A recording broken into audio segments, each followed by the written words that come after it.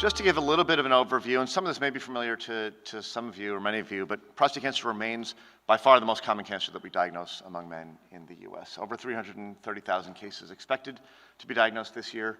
It remains the second cause of cancer death among men in the US.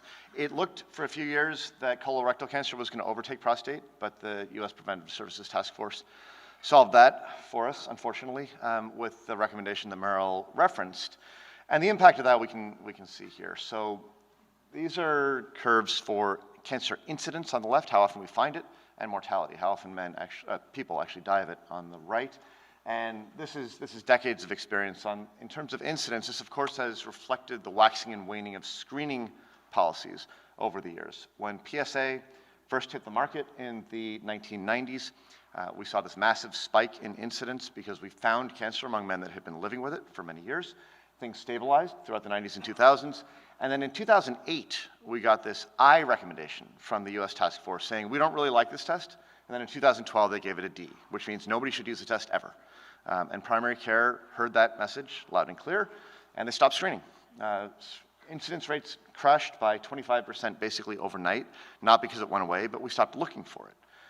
And the reasons for that are complicated and multifactorial. We can talk about this for an hour. The task force substantially misinterpreted a lot of the key evidence about the benefits and harms of screening. However, the background, the reason it happened from a sort of big picture standpoint is that there was increasing recognition of the problems of overdiagnosis and overtreatment of low-risk prostate cancer and the substantial harms that we were doing to a lot of men that did not need to get this diagnosis. And that was what drove the D recommendation. In 2018, we got a C, which means, well, we still don't really like this test, but you should have a conversation with your primary care doctor. And that's the policy that stands now. There are rumors that they are actually in the process of revising the recommendation. They will post an open comment period at some point, and they do, to an extent, I think, listen. So what's happened with mortality rates, which were falling at the fastest clip of any cancer except for lung cancer, which we know is from smoking cessation programs, well, mortality rates fell really rapidly throughout the screening era and then plateaued. And in some studies have actually been rising in recent years, in large part, not solely, but in large part because we've been looking less for it. And in the meantime, prostate cancer maintains the greatest racial disparity of any of the major cancers. Black men face over 2x excess burden, not only of diagnosis, but of lethal disease. And this has gotten no better over the years. We've seen declines in both groups, but the distance between them has gotten no better. And in fact, some studies suggest the mortality rates are going up fastest among Black men. And the fundamental thing we've realized, I think, especially in the last 10 years, is that screening works. This is a snapshot from a 30-year update of a big Swedish trial that was just reported at the EAU meeting in London. And with 30-year follow-up, and this is the horizon we're talking about. When we screen, we really want to screen men in midlife, in their 50s, early 60s, because the benefits accrue over the decades. So there is about a 0.6% absolute reduction in prostate cancer mortality from the mid-2s down to the 1s with the use of testing, and the number needed to diagnose is 6. Okay, now when these trials first got reported back in 2009, there was all this New York Times coverage that you had to take out 50 prostates to save one life.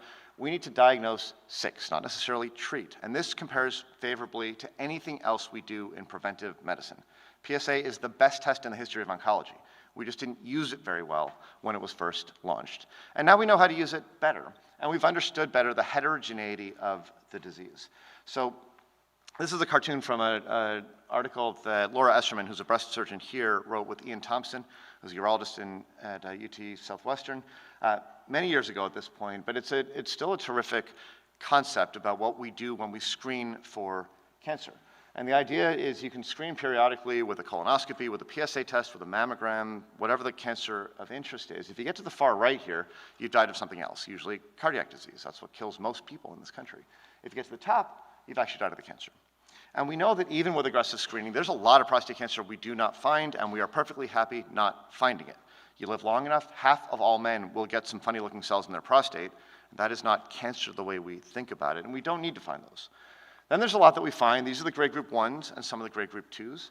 These are the ones that we can find it. We can cure it when it's confined to the prostate, quote unquote cure it. But had we not found it, this man never would have had any symptoms or had any knowledge he had the tumor. This is overdiagnosis. Then there's the ones that we can find. We can cure these with surgery or radiation therapy, sometimes focal therapy. Had we not found it, this would have caused a death from prostate cancer. And then there are tumors that fortunately are rare in the setting of prostate cancer. This is the person who has a PSA of 0.6, then it's 1.2, then it's 6. This is uncommon in prostate cancer. It's very common, say, in pancreatic, which is why we don't screen for that cancer. So the birds are uncommon. We don't really care about the snails. It's all about the turtles versus the rabbits and how many turtles we've crushed in the course of chasing rabbits. And we've made a lot of progress in the, with primary care here at UCSF, we now have this comprehensive approach to screening and treatment. And this is baked into the electronic records now at UCSF, that primary care docs should at least be offering testing to men with good life expectancy. We tailor intensity of downstream testing based on race, on family history, and what that baseline PSA was. If the baseline PSA is low, and that's under 1, not under 4, but under 1, which is 75% of the population, you're good. You could be good for 30 years, honestly, the way the data shake out. But we recommend not testing again for at least 5 years.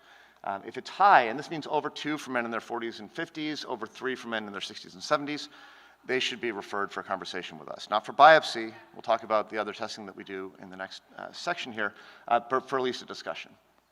And then in the middle ranges here, 1 to 2, 1 to 3, depending on age, there's a lot of room for shared decision making. Again, thinking about race, about family history, anxiety. Some people really would rather know early. Other people would rather not know unless they really are heading into trouble.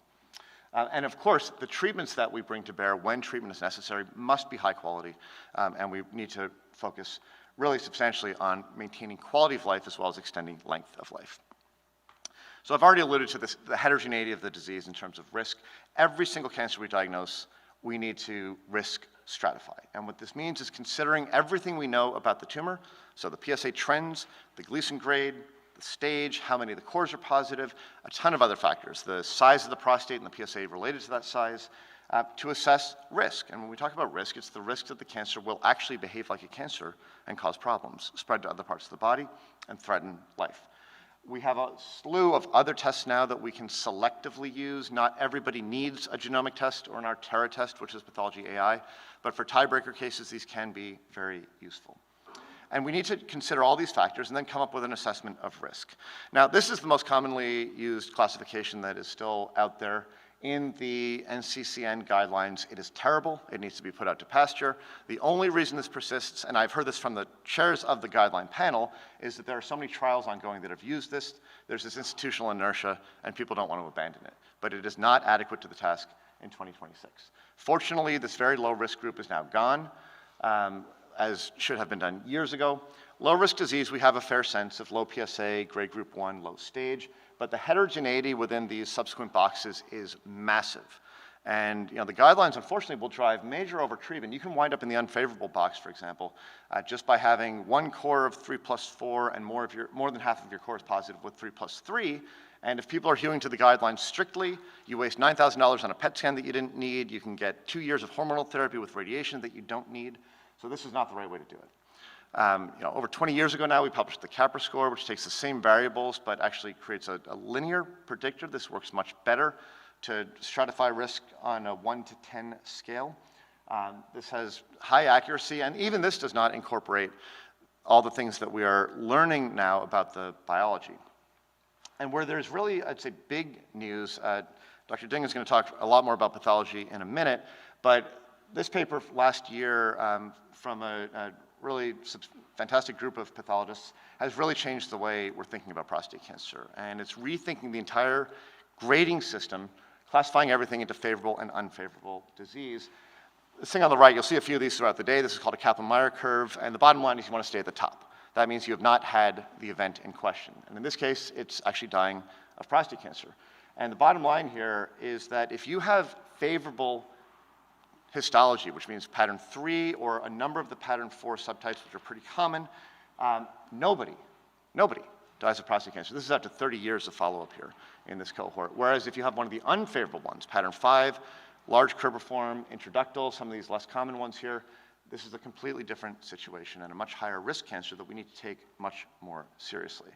And for this reason, one of the things that we really stress is even if you're not getting treated here, you've got to get your slides reviewed by a GU subspecialized pathologist. And this is more important now than ever because of this new classification that is slowly working its way into pathology practice. And just to emphasize this point about the risk boxes, these are two sample patients here. The one on the left who's got just a little bit of 3+4, a lot of 3+3, low PSA. The one on the right, PSA is almost 20, much higher density, much higher risk cancer under histology. These guys are both in that unfavorable box. It's a completely different situation. The one on the left is an easy candidate for active surveillance. The one on the right not only has real disease, needs a PET scan, may have metastatic disease, needs much more aggressive treatment. And this is how that Capra score behaves in terms of stratifying risk. We can do a much better, cleaner job stratifying from basically no risk of dying of disease up to more than 50%. So who needs treatment? As I said before, most men that are diagnosed with prostate cancer would never have known they had it if we had not screened. And most men ultimately die of other causes, typically cardiac disease, but the aggressive ones still do, again, kill more men than any cancer except lung cancer. So we stratify treatment. Low-risk disease we manage almost exclusively these days with active surveillance. We have focal therapy now, which we'll talk about later on today for sort of marginal cases. We have surgery or radiation or both combined in multimodal therapy for more aggressive cases. And we have a huge expanding armamentarium of systemic treatments for men with advanced disease. Nationally, we are making progress. As I said at the beginning, part of the reason we had that D recommendation is that we were pervasively, nationally, over-treating low-risk disease. And as recently as the mid-10s, this is a big national database that the AUA launched called AQUA. It's a quarter of all the urologists in the country. 75% of the low-grade disease was getting treated in the mid-teens. Now it's down to 40%, which is better. There's still a lot of progress to be made. There's still a lot of overtreatment. Everything above the 60% here is overtreatment, but it is progress. I will say, as an aside, I spend half my time at the VA hospital. The VA is absolutely leading the way here. 90+% of low-risk disease in the VA system is managed with surveillance. This is the best quality care in the country, and it's great to be able to say that. Today we have a separate symposium in the fall, which is much more about our research programs, but it is worth highlighting just a couple of the amazing things happening just in the last year plus here at UCSF. We have the new SPORE initiative launching. We have a second outcomes SPORE focused on cancer disparities, which is combining us with the breast and neuro-oncology programs. Carissa Chu has revitalized our neoadjuvant trials programs, which is adding systemic treatments before surgery or in combination with radiation therapy. We've got a really fascinating program in spatial biology, trying to understand what every single cell in the tumor is doing and how they're interacting with each other. We have clinical trials opening up of medications developed at UCSF from molecules identified here.